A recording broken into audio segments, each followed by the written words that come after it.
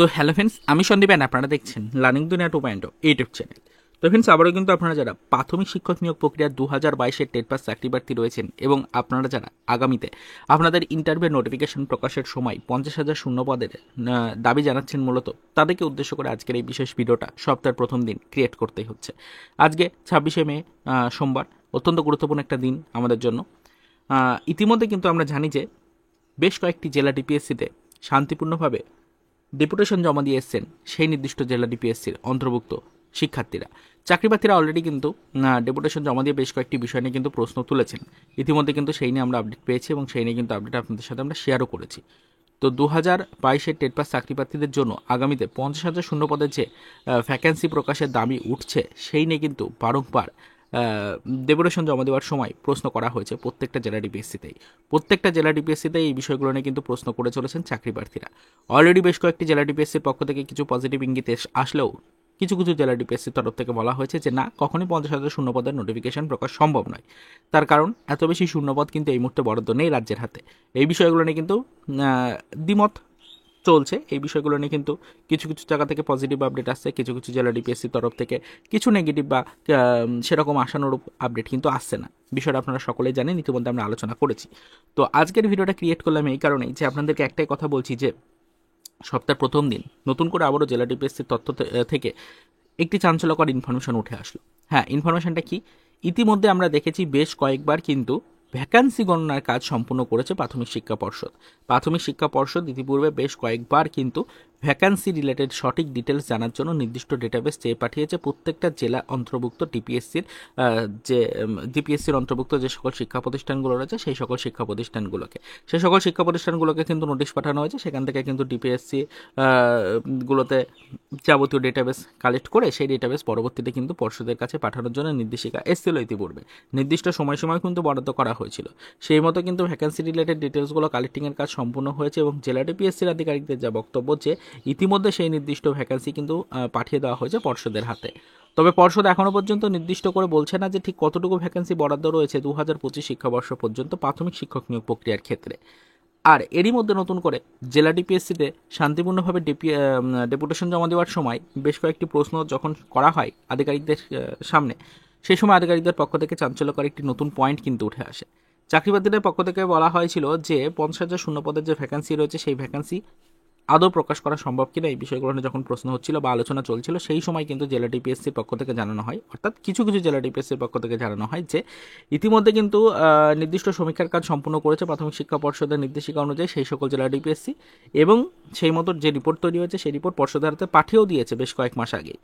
তবে সেই রিপোর্ট কিন্তু পর্ষদের হাতে পৌঁছলেও এখনও পর্যন্ত পর্ষদ কিন্তু সেগুলোকে যাচাই বাছাই কমপ্লিট করতে পারেনি। আর এরই মধ্যে সময় যত পেরোচ্ছে ভ্যাকান্সি তত যেহেতু আপডেট হচ্ছে, তাই নতুন করে আবারও কিন্তু পর্ষদের পক্ষ থেকে প্রত্যেকটা জেলা ডিপিএসসির কাছে নির্দিষ্ট নোটিশ পাঠানো হতে পারে আবারও নতুন করে পুনরায় এই সমীক্ষা সম্পূর্ণ করার জন্য। হ্যাঁ, ইতিমধ্যে কিন্তু আমরা জানি যে জেলা ডিপিএসসির পক্ষ থেকে বলা হচ্ছে নির্দিষ্ট ভ্যাকান্সি রিলেটেড যে ডেটাবেস সেটা পর্ষদকে পাঠিয়ে দেওয়া হয়েছে। তবে যেহেতু নোটিফিকেশান এখনও পর্যন্ত প্রকাশ করা যায়নি আর অনবরত শূন্যপদ বাড়তেই থাকছে, তো সেক্ষেত্রে পুনরায় যখন নোটিফিকেশন প্রকাশের জন্য প্রস্তুতি শুরু করবে প্রাথমিক শিক্ষা পর্ষদ, সেই সময় আবারও কিন্তু প্রত্যেকটা জেলা ডিপিএসসির কাছ থেকে নতুন করে ভ্যাকান্সি রিলেটেড যে চার্ট রয়েছে বা যে ডেটাবেস রয়েছে সেটাকে চেয়ে পাঠাবে। তো এটাই আপনাদেরকে বলতে চাইছি যে এই মুহূর্তে দাঁড়িয়ে অ্যাকুরেট কোনো ভ্যাকান্সি রিলেটেড ডিটেলস কারোর পক্ষে প্রকাশ্যে আনা সম্ভব হচ্ছে না, ঠিক এই কারণেই। বর্তমান পজিশনে দাঁড়িয়ে প্রাথমিক শিক্ষা পর্ষদ ঠিক কবে নাগাদ ইন্টারভিউ নোটিফিকেশন প্রকাশ করবে 2022-এর টেট পাস চাকরিপ্রার্থীদের জন্য, সেই নিয়ে একটা বড় ধরনের প্রশ্নচিহ্ন ঘোরাফেরা করছে।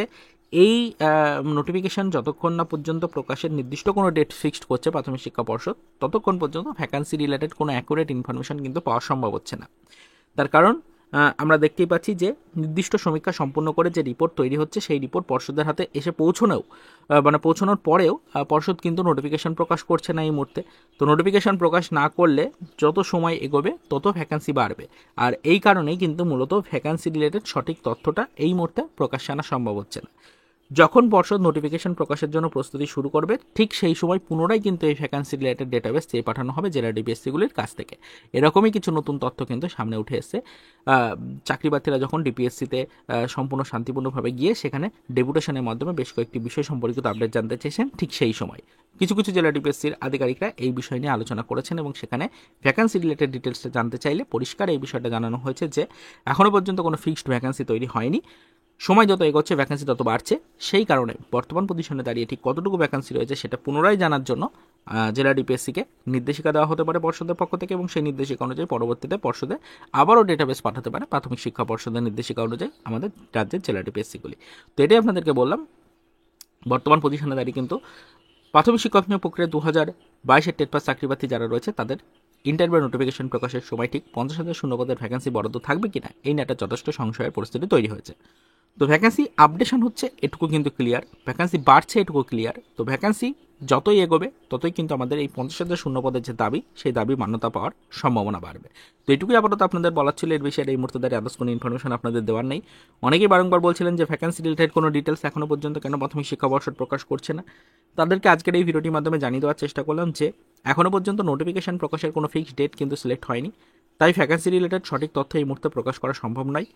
দিন যত এগোবে ভ্যাকেন্সি তত বাড়বে, তাই যখন নোটিফিকেশন প্রকাশের প্রস্তুতি শুরু করবে প্রাথমিক শিক্ষা পর্ষদ সেই সময় পুনরায় জেলা ডিপিএসসিগুলির কাছ থেকে নির্দিষ্ট ভ্যাকেন্সি রিলেটেড ডিটেলসগুলোকে চেয়ে পাঠানো হবে এবং সেই মতো কিন্তু সেটাকে গণনার মাধ্যমে নির্দিষ্ট একটি রিপোর্ট তৈরি করা হবে এবং সেই রিপোর্টের পরিপ্রেক্ষিতে পরবর্তীতে ঠিক কতটুকু ভ্যাকেন্সি নিয়ে 2022-এর টেট পাস চাকরি প্রার্থীদের ইন্টারভিউ নোটিফিকেশন প্রকাশ করবে প্রাথমিক শিক্ষা পর্ষদ সেটাকে সিলেক্ট করবে।